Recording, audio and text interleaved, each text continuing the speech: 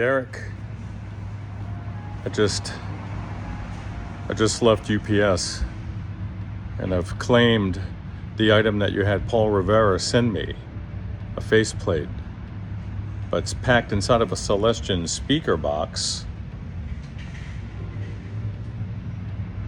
It's clearly flexible, or it's in multiple pieces. Let's find out. A flexible faceplate, who does that? Paul Rivera does that. Why? Why is it flexible? I've never seen. Derek, what's up, dude? So, yeah, I just got back from UPS, and Paul Rivera had sent a new faceplate, though it's less plate and more sticker, because it's sitting inside of a 12-inch Celestion speaker box. So let's see what we need to do to get this guy off here. So obviously you're gonna have to remove all this hardware. And it looks like I'm gonna have to desolder these two switches here and carefully remove them through the front. So we'll see. Let's get this hardware off and then I'll come back. Hiccups. All right, so everything else is loosened up, and we're gonna deal with the standby and a power switch. So it looks like it has those compression tabs. Ooh, they make me nervous. All right, pretty straightforward. All right, here I am. Boy, these switches were so difficult to remove, so difficult. Wow, look at this.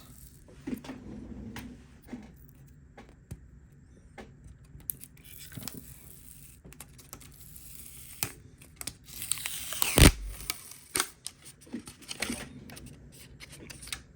just flaking off.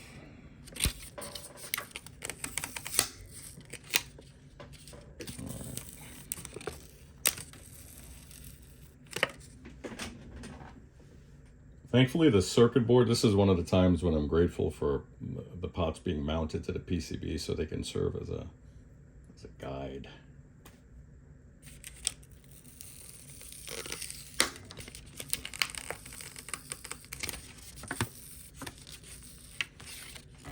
So there's still some adhesive here I'm gonna have to work on removing, and then we'll be in business.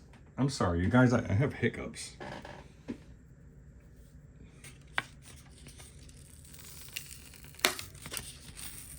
I have no idea why.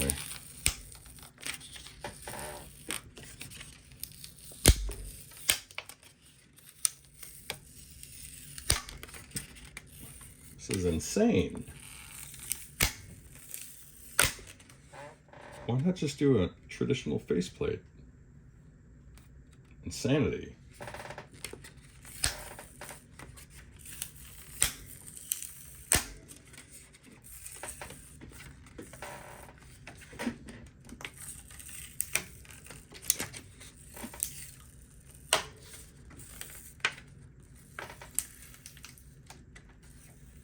Madness.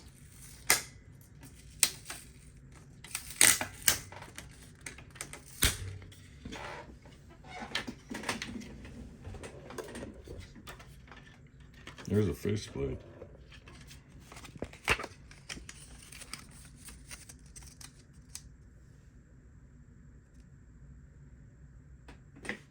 That's a better shot. Maybe that'll be a thumbnail.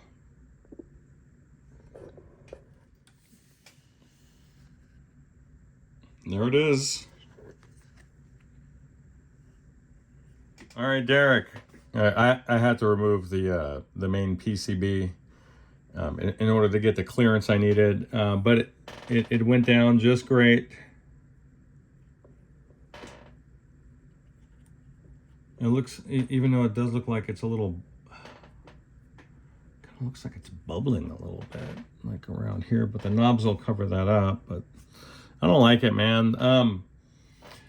The sides it's going to happen again. You can see the flex there. So just be super careful, you know. Oh, I guess if you don't remove it from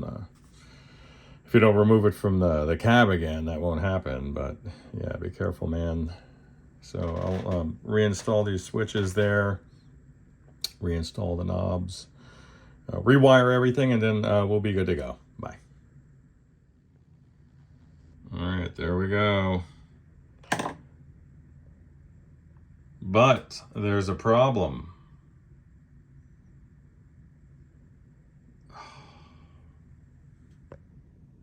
There's a problem. They punched out a hole that aligns with a punched out hole in the chassis. Well, I didn't notice that because I saw a punched out hole after I removed the thing. So let me show you what's not on the original faceplate. That punched out LED hole next to the focus knob. Ah! Let me give you a jingle. The solution has presented itself. Actually, Derek, because you called up Rivera or texted them. So they're going to send you a little plug for that. It's probably about 5 millimeters because I think these are 5 millimeter LEDs there. Yeah, that's it. And then remember how I said it was bubbling? Well, that's because I forgot to take off the little protective plastic over the top, and I had to remove the knobs and the jacks and all that stuff to do just that. So that's all good to go. So I will pack this guy up, and it'll be ready to go back to you whenever you're ready to receive it. Bye.